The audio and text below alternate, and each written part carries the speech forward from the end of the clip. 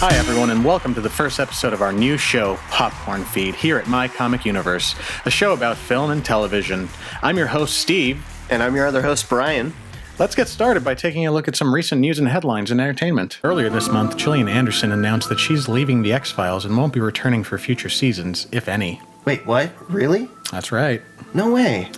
On top of that, she also announced that she won't be returning to her role as the goddess Media in the Starz TV series American Gods. Oh, I really love American Gods. It's so good. Yeah, I can't wait for season 2. Likewise. Unfortunately, it seems that showrunners Brian Fuller and Michael Green won't be returning, and it looks like that had something to do with her decision to leave and not come back for the second season. That's interesting.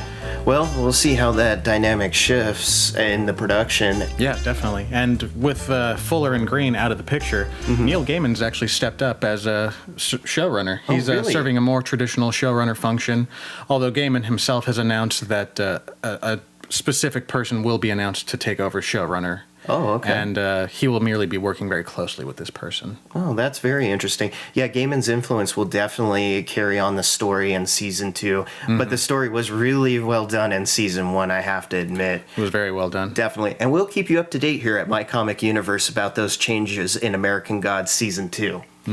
What else have you heard in news recently, Steve? Well, on top of that, we also finally have some news about the new Black Widow movie. Ooh. It's been slow. Progress has been slow, but a new screenwriter has been selected. His name is Jack Schaefer. Okay, cool. That's right.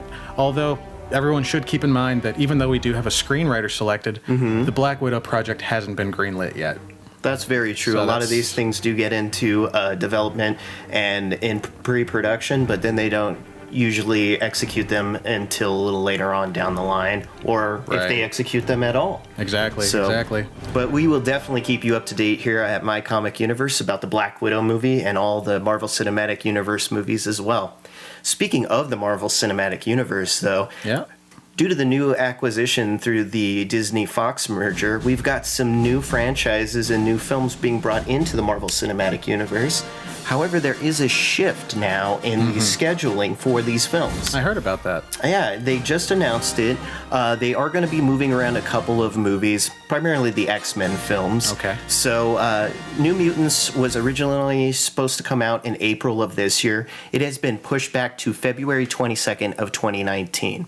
Now, if you're not familiar with New Mutants, or you're not sure what the movie is going to be about, it's about 5 young mutants who are held in this secret government facility, and while they're there, they start to learn about their abilities and powers, and they decide that they want to break free and get out of this facility. And of course, our 5 mutants are Wolfsbane, Magic, Cannonball, Sunspot, and Mirage as well. Oh, very so interesting. it'll be very interesting to see those characters brought to the big screen, and we'll keep you up to date here as that movie and if any changes come revolving around the New Mutants film. Also, Deadpool 2 has been pushed up 2 weeks. Well, that's so great. bad So we guys go can't see from me June bleed. 1st of this year to May 18th of this year. Only 2 weeks after the Infinity War film is going to be released this year. That's perfect. So we got 2 Marvel films in May. I think this is going to be a really good summer for blockbuster films, especially for the Marvel Cinematic Universe. Oh, yeah. And then the last film on the chopping block is Gambit. Unfortunately, Gambit was pushed from February 2019 to June 7th, 2019. So we'll have to wait a little bit longer for Gambit to come out, but I'm excited, and I'm sure a lot of people are excited here at My Comic Universe to see the Gambit film. So we'll keep you up to date on that.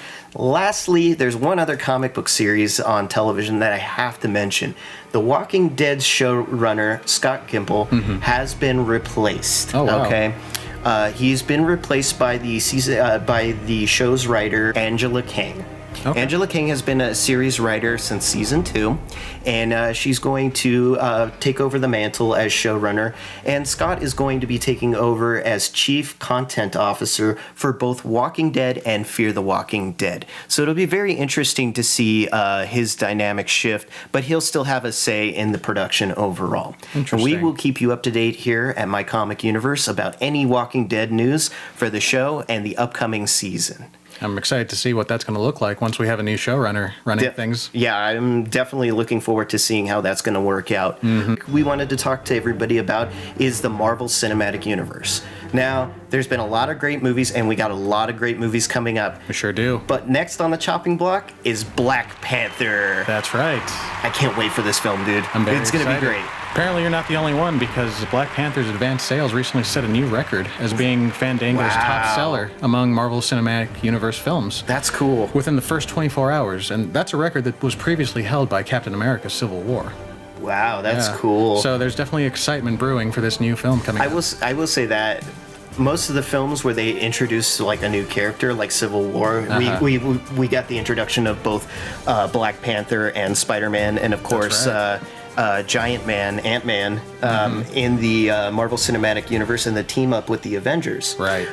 So I'm definitely looking forward to this film. But the one thing I really like about Black Panther from the trailers alone is the casting choices. They casted so well for this film. And on top of that, I'm really excited to see Ulysses Claw, Andy Serkis's character. We haven't seen him since Age of Ultron, when he got his arm lobbed off by Ultron. That's right. So I'm definitely looking forward to seeing his character. What about you, Steve? What are you looking forward to for Black Panther? I'm looking forward to seeing what kind of a new suit he's going to bring into the show, or well, to the movie, I should say. Yeah. We saw his suit in Civil War. I'm curious to see what the differences are going to be in the Black Panther film, and I'm also curious to see if he's going to unleash some new powers that maybe we haven't seen yet. Yeah, that would be really cool to see if they do introduce some new abilities or powers. And we'll keep you posted here at My Comic Universe about Black Panther and all the Marvel Cinematic films. But the next thing we gotta talk about is it's award season. That's right. Oscars, Golden Globes, the Directors Guild Awards. I mean, there's so many awards going on right now for all the films. But Steve, I gotta ask, what's one film you'd love to see take Best Picture of the Year? Well, I think that Logan would be a really good contender for Best Picture. I really think that it has all the elements that it needs to make it a winner. Yeah? Yeah. Awesome. What about you, Brian? I would have to say, for me, it's gonna probably be Blade Runner 2049, because I loved the cinematography in this film. But then again, I did love Wonder Woman, so I would like to see Wonder Woman at least get the nom.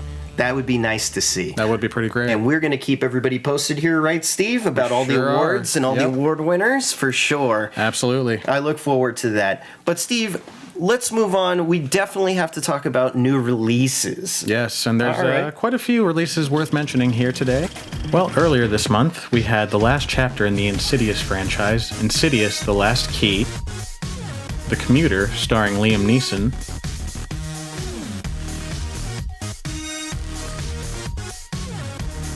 and Maze Runner: The Death Cure, based on the novel franchise. Now let's also take a look at Blu-ray and digital download releases. Well, on Blu-ray and digital download, we have It, directed by Andy Muschietti, and we also have Blade Runner 2049, starring Ryan Gosling and Harrison Ford.